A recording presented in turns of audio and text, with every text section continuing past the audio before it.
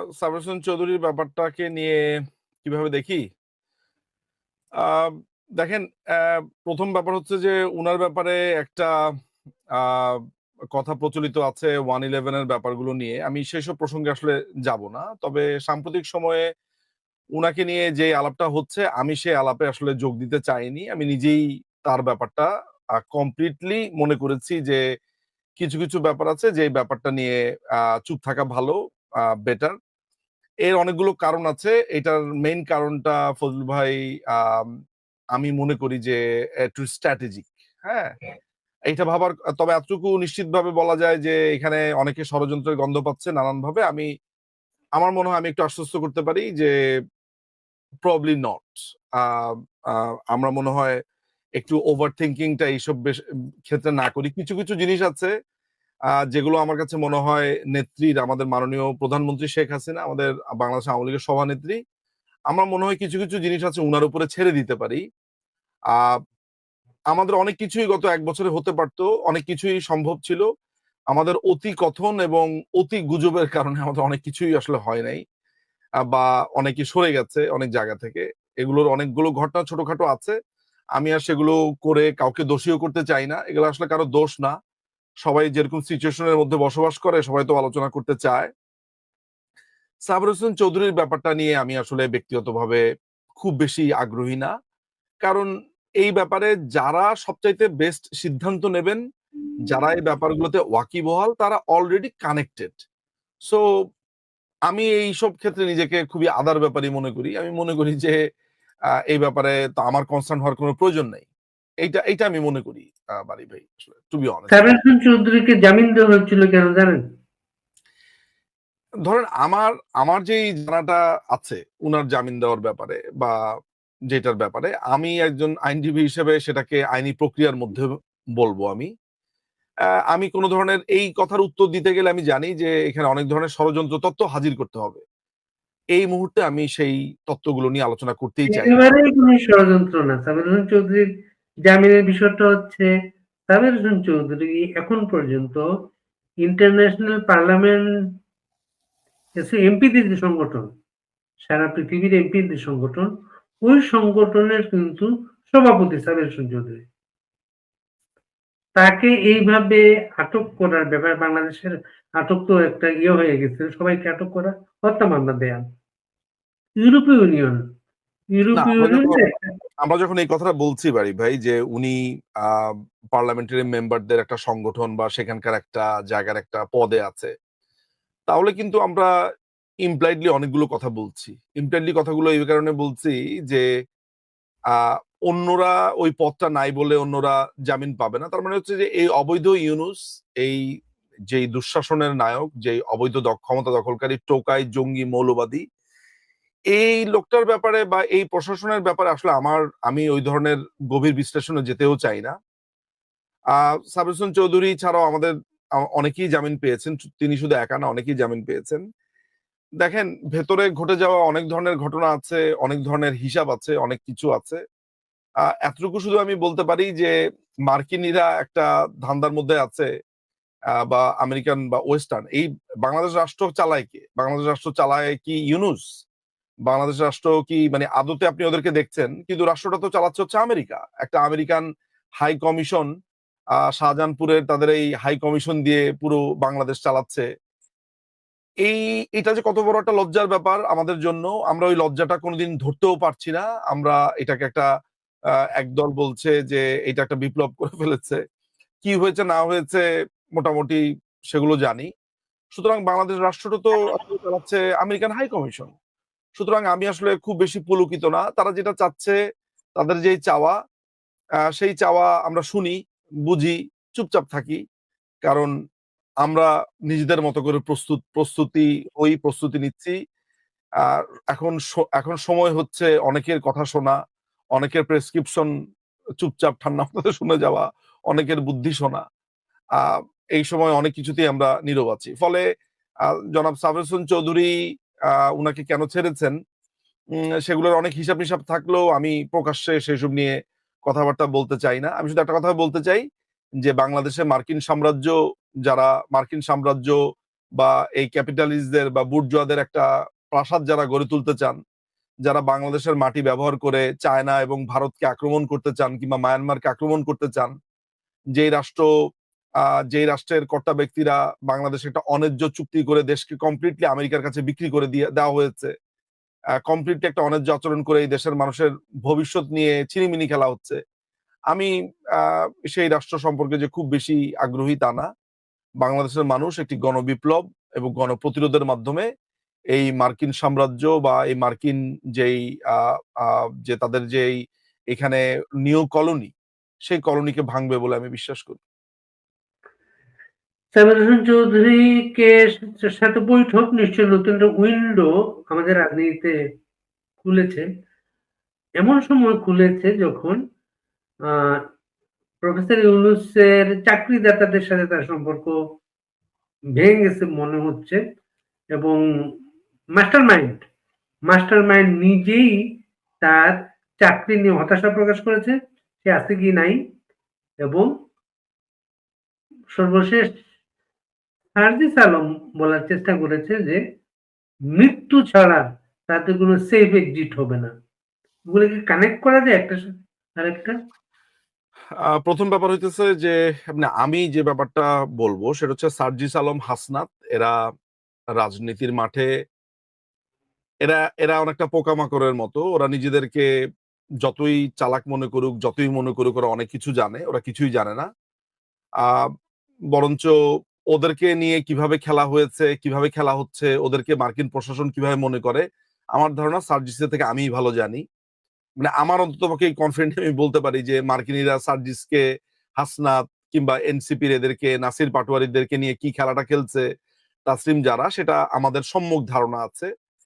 পরিষ্কার আমার ধারণা আছে কাদের সাথে কন্ট্যাক্ট করছে, কিভাবে করছে না করছে, সমস্ত ধারণা আমি অন্ততপক্ষে মনে করি যে আমার সেই ধারণাটা আছে। দেখেন, বাংলাদেশ আওয়ামী লীগ ৭৭ বছরের পুরনো একটা দল। বাংলাদেশ আওয়ামী লীগকে নানান রকমের ট্র্যাপে ফালানোর চেষ্টা করা হবে, কিন্তু আমি এটা বিশ্বাস করি যে বাংলাদেশ আওয়ামী লীগ এমন কোন ট্র্যাপে পাড়া দেবে না যেই ট্র্যাপটা এই মৌলবাদীদেরকে এক ধরনের বৈধতা দেবে। ফলে আমি আমি নিশ্চিত যে এই পুরো ব্যাপারটা সম্পর্কে বাংলাদেশ আওয়ামী লীগের যেই যারা সিদ্ধান্ত মেকিং এর জায়গাতে আছেন, সবচেয়ে বড় ব্যাপার সভানেত্রী জীবিত, মাননীয় প্রধানমন্ত্রী এবং বাংলাদেশ আওয়ামী লীগের সভানেত্রী তিনি জীবিত আছেন, তিনি ওয়াকিবহাল আছেন এন্ড এভরিথিং। ফলে আমি শুরুতেই আপনার আলোচনা শুরুতেই বলেছি যে এই বিষয়টা নিয়ে আমি খুব বেশি আলোচনা করতেও চাই না, বরঞ্চ আমি এইটাকে ঠান্ডা মাথাতে পর্যবেক্ষণ করতে চাই। কিছু জানার থাকলে ইন্টারনাল পদ্ধতি আমাদের আছে জানার কি হচ্ছে না হচ্ছে। তবে যেসব পরিকল্পনা বা যেসব পরিকল্পনারা এই মার্কিন সাম্রাজ্যবাদীরা করার চেষ্টা করছে, তাদের পরিকল্পনার কথা এর আগে আমি ফেসবুকে লিখেছি। তাদের পুরো পুরো স্ট্রেট ফরওয়ার্ড তাদের যে ইচ্ছাটা, সেটা হচ্ছে যে তারা বাংলাদেশে একটি নতুন রাজনৈতিক বলয় তৈরি করবে এবং সেটা মার্কিন সুবিধা মতো। সেই সুবিধা অনুযায়ী তারা প্রধানত জামাতে ইসলামী, এনসিপি এদের দুজনের সমন্বয়ে তারা বাংলাদেশে একটি রাজনৈতিক আবহ তৈরি করতে চায়। তারা তারেক রহমানের ব্যাপারে তাদের একটা সিদ্ধান্ত ইনিশিয়ালি হয়েছে যে তারেক রহমানকে তারা বাংলাদেশে রাজনীতিতে দেখতে চায় না, এবং সেই তারেক রহমান ছাড়া বিএনপিকে তারা দেখতে চায়। এই ধরনের একটা কথাবার্তা স্পষ্ট আমাদের কাছে সেই তথ্য আছে, আমাদের কাছে একেবারে স্ট্রং তথ্য আছে। আমি জানি না যে গত ২ মাসে সেই অবস্থানের পরিবর্তন হয়েছে কিনা। এখানে নানান ধরনের হিসাব নিকাশের ব্যাপার আছে। এক ধরনের তারেক রহমান আমার প্রতিপক্ষ হতে পারে, বিএনপি আমার প্রতিপক্ষ হতে পারে, কিন্তু তারেক রহমানকে আমি বাংলাদেশ আওয়ামী লীগের একজন কর্মী বা সমর্থক হিসেবে যদি বলি যে তারেক রহমানকে আমি দেখতে চাই না, তারেক রহমান রাজনীতি করতে পারবে না, আমি প্রতিপক্ষ হিসেবে বলা এক কথা, কিন্তু যখন বাইরের কোনো একটা রাষ্ট্র এসে এগুলা বলবে তখন আমার দীর্ঘ আপত্তি আছে। এই কারণে আপত্তি আছে যে বাইরের কোনো রাষ্ট্র আমাদের দেশের কোনো রাজনীতিবিদ বা আমাদের দেশের কোনো রাজনৈতিক দলের ব্যাপারে সিদ্ধান্ত নেবে, এইটা যদি আমি আজকে মেনে নেই, তাহলে পরশুদিন আমাকে এসে যখন তারা মাইনাস করার চেষ্টা করবে তখন সেটাও অন্য দল মেনে নেবে। ফলে আমার ব্যক্তিগত কথা হচ্ছে যে বাংলাদেশের রাজনৈতিক সিদ্ধান্ত বাংলাদেশের রাজনীতিবিদরা নেবেন, বাংলাদেশের রাজনৈতিক দলগুলো নেবেন, বাংলাদেশের মানুষ সিদ্ধান্ত নেবেন। কোন পশ্চিমা দেশ এসে বাংলাদেশের ব্যাপারে সিদ্ধান্ত নেবে, অন্য দেশের ব্যাপারে আক্রমণ করার জন্য বাংলাদেশকে তারা কাতার বানাবে, দোহা বানাবে, বাংলাদেশকে তারা দুবাই বা সৌদি আরবের মতো মার্কিন মিলিটারি বা ভেনেজুয়েলাতে যেরকম করতে চেয়েছে সেরকম করতে চিলিতে যারা যা করেছে তা করতে চাবে, কিউবাতে যা করতে চেয়েছে তা করতে চাবে, সেটা হতে পারে না। ৩০ লক্ষ প্রাণের বিনিময় এবং অসংখ্য ২ লক্ষ বা তারও বেশি নারীর সম্ভ্রম, হত্যা, মৃত্যুপুরী বা এক ভয়ঙ্কর ঘটনার মধ্যে দিয়ে বাংলাদেশ মুক্তিযুদ্ধ স্বাধীন হয়েছে। এই দেশকে মার্কিন সাম্রাজ্যবাদীরা যেই অবস্থার মধ্য দিয়ে এই মুহূর্তে নিয়ে যেতে চায় বাড়ি ভাই, আনফরচুনেটলি আমি যে আপনাকে খুব বেশি ডিটেল বলবো তেমনও নয়। আসলে অনেক কিছু মুখ বুঝে সহ্য করতে হয়। একটা কথাই আমি আপনাকে স্পষ্ট বলতে চাই যে বাংলাদেশে এই মার্কিন বুর্জোয়াদের, মার্কিন ক্যাপিটালিস্টদের এবং এই যুদ্ধবাজদের স্থান করে দেওয়াটা বাঙালি, আমি মনে করি যে এটা যদি তারা এই রাস্তাটা করে দেয় এই ভুল পথে পা দিয়ে, তাহলে আমি মনে করি যে সামনের দিনে তারা ভয়ানক রকমের পস্তাবে।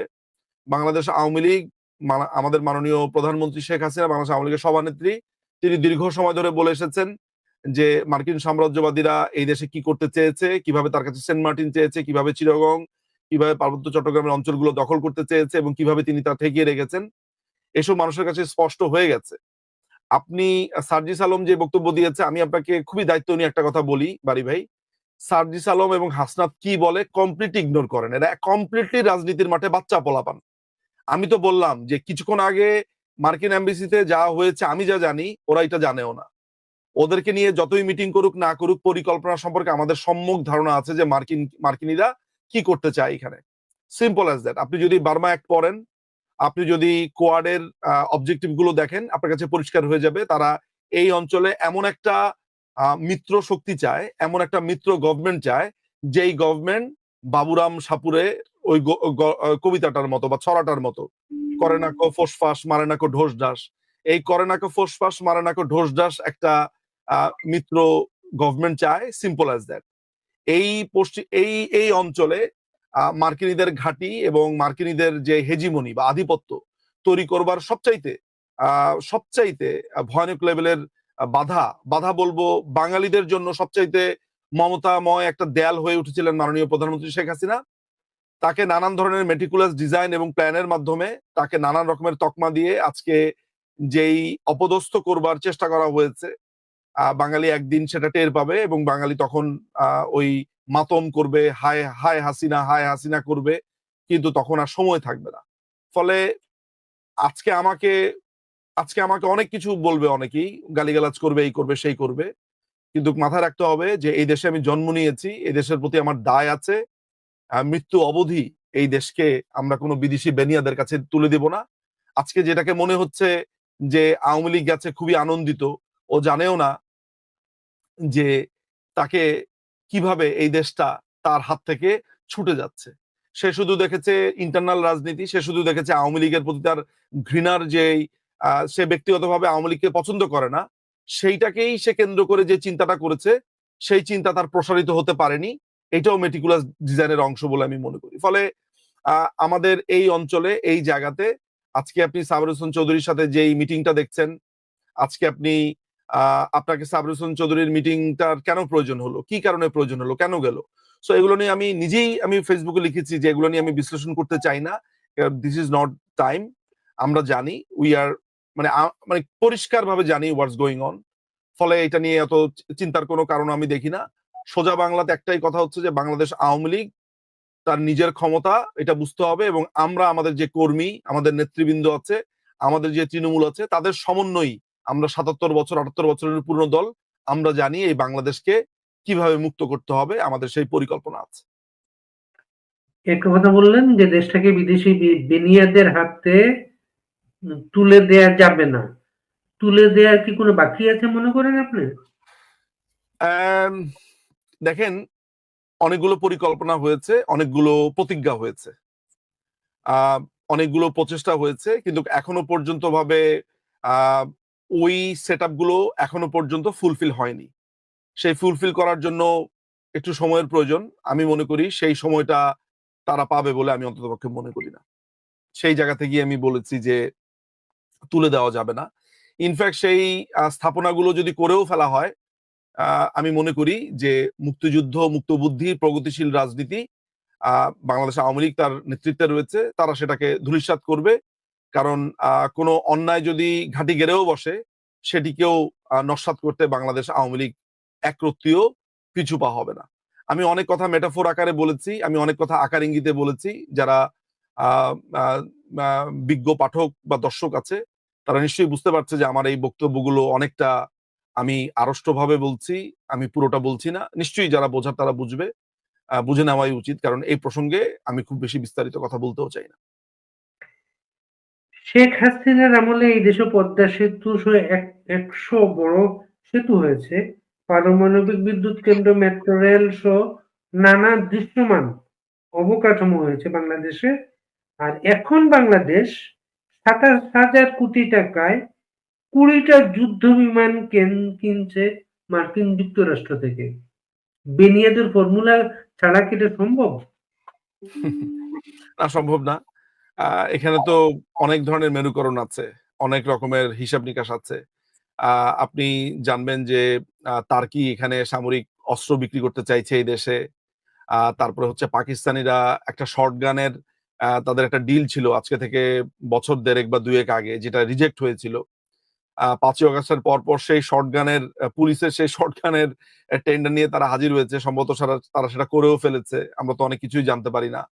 পাকিস্তান থেকে বেশ কিছু অস্ত্রের আপনার অনেক টেন্ডার দেওয়া হয়েছিল, সে সময় রিজেক্টেড হয়েছিল। সেগুলো এখন বাংলাদেশের পুলিশ পুলিশ বলেন, বিভিন্ন সংস্থায় বলেন, সেগুলো আমি নিশ্চিত যে সেগুলো হয়তো বা প্রসেসড হয়েও গেছে। ফলে আহ, আপনি এই 5ই আগস্টকে কেন্দ্র করে, এই 5ই আগস্ট আসলে ছিল অনেকের আম, কি বলবো আপনাকে, যে এইটাকে একটা নিউ কলোনি বানানোর জন্য যেই প্রস্তুতিগুলো ছিল 5ই আগস্টের আগ পর্যন্ত তৎকালীন সরকার, এগুলো ছিল বাধার মতো, পাহাড়ের মতো দাঁড়িয়ে। তাদের কারণে অনেক কিছু করা সম্ভব হচ্ছিল না। আমি আপনাকে কয়েকটা উদাহরণ দিয়ে বোঝাই। যেমন পিটার ডি হাস আমেরিকার আহ, হাই আপনার অ্যাম্বাসেডর ছিলেন। এবং তিনি, আপনি জানেন যে অ্যাম্বাসেডরের চাকরির পরপরও সে আপনার এক্সিলারেট এনার্জির সেখানে একজন উপদেষ্টা হিসেবে চাকরি গ্রহণ করেছেন। আমি আরেকজন ব্যক্তির নাম বলবো, অনেকেই সে ব্যক্তির নাম শোনেনি। আমি, দর্শক যারা আছে তারা নিশ্চয়ই গুগল করে তার ঠিকানা ঠিকানা বলতে তার সমস্ত কিছু বের করে ফেলতে পারবে। তার নাম হচ্ছে ম্যাথিউ বে। ম্যাথিউ বানানটা অনেকে জানবে, BEAH মনে হয় তার লাস্ট নেম, ম্যাথিউ বে, এটা দিলেই বের করতে পারবে। American high commission. পাঠকদেরকে বলবো যে তার ব্যাপারে একটু গুগল করার জন্য, তার ব্যাপারে খোঁজ নেওয়ার জন্য। এরকম অনেক নাম না জানা ব্যক্তিরা আছে যারা এইসব জায়গাতে ভূমিকা রেখেছে। তারপর আরো কয়েকজনের নাম আমি আসলে বলতে পারি, কিন্তু আমি একজনের নাম দিয়েই বললাম। সুতরাং অনেক প্লেয়ার এখানে আছে, অনেক খেলোয়াড় এখানে আছে।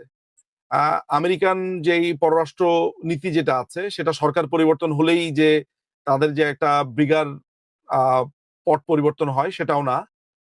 তারা মূলত ফরেন যে পলিসিটা, সেটা তাদের অনেকটা ইরেসপেক্টিভ অফ তাদের পলিটিক্যাল পার্টিজ এর চেঞ্জিং অর নট চেঞ্জিং, এটা ডাজন্ট ম্যাটার। ম্যাটারটা হচ্ছে যে তাদের পরিকল্পনাটা এটা আসলে রাষ্ট্রীয়ভাবে আসলে এমন ভাবে নেওয়া থাকে যে পট পরিবর্তন হলো সেটা আসলে খুবই কম পরিবর্তন হয়। ফলে এই অঞ্চলে তারা মায়ানমারকে দুই ভাগ করবার মধ্য দিয়ে, কিংবা পার্বত্য চট্টগ্রামে নতুন রাষ্ট্র কিংবা এখানে একটা বেস করবার মধ্য দিয়ে তারা চায়না এবং ইন্ডিয়ার দিকে যেই অস্ত্র তাক করেছে বা করতে চায়, বাংলাদেশ যেন কোনোভাবেই সেটির একটি বলবো প্র্যাকটিসিং গ্রাউন্ড না হয়। অনেকেই মনে করে আমরা বাঙালিরা খুবই সেলফ প্যাম্পার্ড, আমরা মনে করি আমেরিকা মনে হয় সারাদিন আমাদেরকে নিয়ে ভাবে, ওরা মনে হয় আমাদের ভয়ে, মানে আমাদের চিন্তায় থরহরি কম্প। আসলে ব্যাপারটা ওরকম কিছুই না। আমেরিকা আমাদেরকে 2 পয়সারও পাত্তা দেয় বলে মনে হয় না, কিন্তু তারা আমাদের ল্যান্ডটা ব্যবহার করতে চায়। এবং যারা তাদেরকে নিয়ে, তারা যাদেরকে নিয়ে চিন্তিত সেটা হচ্ছে চায়না এবং ভারত। তো নানানভাবে কন্ট্রোল করবার মাধ্যমটাই বাংলাদেশ। কিন্তু তারা যার কারণে অসম্ভব রকমের এখানে বাধাগ্রস্ত ছিল, তিনি আমাদের মাননীয় প্রধানমন্ত্রী শেখ হাসিনা। এটার মানে এই না যে তিনি আমেরিকার শত্রু ছিলেন। তিনি কোনো রাষ্ট্রের সাথে শত্রুতার সম্পর্ক এগুলো রাখেন উনি। তিনি যেটা করেছেন, তিনি সিম্পলি জোট নিরপেক্ষ রাষ্ট্র আমরা, বাংলাদেশকে তিনি ব্যাটল ফিল্ড হতে দিবেন না, বাংলাদেশকে একটি শান্তির রাষ্ট্র তিনি করতে চান। এবং তিনি বাংলাদেশকে অবকাঠামোগত উন্নয়নের মধ্য দিয়ে এখানে প্রচুর অপরচুনিটি বৃদ্ধি করতে চেয়েছেন। একটা পদ্মা সেতু করলে কি শুধু আমি আর আপনি গাড়ি নিয়ে পার হবো এইটাই? কিন্তু আমরা এটা কেন দেখি না যে একটা পদ্মা সেতু মানে হচ্ছে কমিউনিকেশন এবং পণ্য বহনের একটা দিগন্ত। যে পণ্যটা আপনাকে ফেরি দিয়ে পার করতে আপনাকে 500 টাকা যেত, একটা ব্রিজ হওয়ার কারণে সেটার জন্য আপনার 2 টাকা। তাহলে আপনার 498 টাকা বেঁচে গেল। এটার প্রভাব তো জাতীয় জীবনে পড়বে। ফলে অবকাঠামোগত উন্নয়নের জন্য আমাদেরকে অনেকের কাছে হাত বাড়াতে হয়েছে। মার্কিনীরা বরাবর সেই যাদের দিকে আমরা হাত বাড়িয়েছি তাদের প্রতি বিরূপ প্রচারণা চালিয়েছে। বলা হয়েছে যে চায়নার ট্র্যাপের ফাঁদে পড়েছি, এই করেছি সেই করেছি, তাদের টাকার ফাঁদে পড়েছি, নানান রকমের বলেছে। এখন কি হয়েছে বাংলাদেশে গত 1 বছরে আপনি লক্ষ্য করে দেখেন। সো এন্ড অফ দ্য ডেতে আমাদের হাজার হাজার শ্রমিক কলকারখানা বন্ধ হয়েছে। বাংলাদেশ আওয়ামী লীগের নেতাকর্মী যারা আছে তাদের ব্যবসা প্রতিষ্ঠান, তাদের সেই ব্যবসা প্রতিষ্ঠানের কর্মচারী সমস্ত কিছু ছারখার হয়ে গেছে। এবং এতে করে বাংলাদেশ এমন একটা অবস্থার মধ্যে পড়েছে যে আপনি দেখেন চাঁপাইনবাবগঞ্জের হিলিতে নাকি হিলিটা কোন জায়গায়, লালমনিরহাট নাকি দিনাজপুর, দিনাজপুরে আমরা দেখেছি ডাস্টবিনে একটা মানুষ আপনার না খেতে পেয়ে তিনি মারা গেছেন, আমরা তাকে দেখেছি সেখানে।